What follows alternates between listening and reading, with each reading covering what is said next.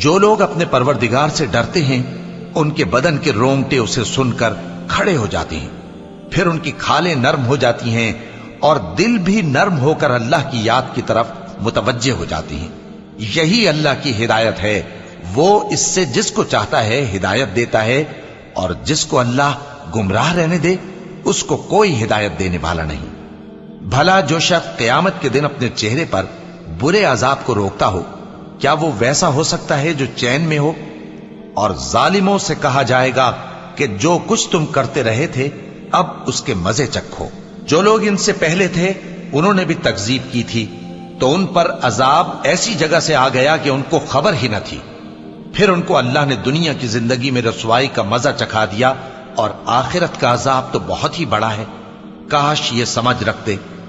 और हमने लोगों के समझाने के लिए इस कुरान में हर तरह की मिसालें बयान की हैं